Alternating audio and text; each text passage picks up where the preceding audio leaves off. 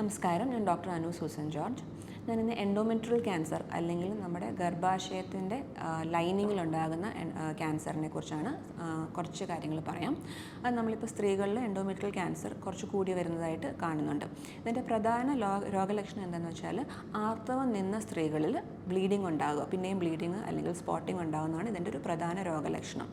അപ്പം നമ്മൾ പീരിയഡ്സ് നിന്ന് കഴിഞ്ഞിട്ട് സ്ത്രീകൾക്ക് എപ്പോഴെങ്കിലും ഇങ്ങനത്തെ സ്പോട്ടിങ് ഉണ്ടാവുകയാണെങ്കിൽ അത് ഇഗ്നോർ ചെയ്യരുത്, അത് ഡോക്ടറിനെ ഇമ്മീഡിയറ്റ്ലി കാണിക്കണം. ഇതിൻ്റെ ഒരു ലക്ഷണമാകാം.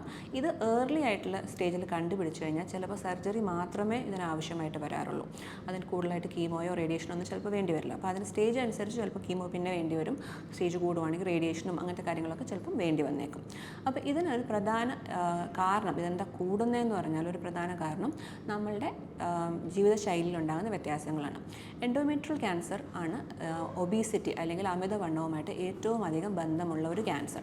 അപ്പോൾ ഇപ്പം നമ്മളുടെ ജീവിത രീതികളിൽ മാറ്റം വന്നു. ഫിസിക്കൽ ആക്ടിവിറ്റി, അതായത് എക്സസൈസിൻ്റെ കുറവ് കൊണ്ടും നമ്മൾ അമിതമായ വണ്ണമുണ്ടാകുന്ന ഭക്ഷണം കഴിക്കുന്നതുകൊണ്ടും ഈ അമിതവണ്ണം കൂടുതലായിട്ട് കാണുന്നുണ്ട്.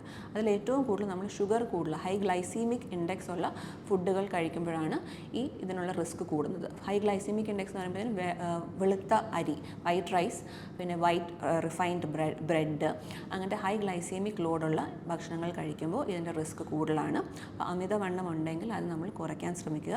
എൻഡോമെട്രിയൽ ക്യാൻസർ നമുക്ക് അതുവഴി ഒരു പരിധിവരെ പ്രതിരോധിക്കാൻ സാധിക്കും.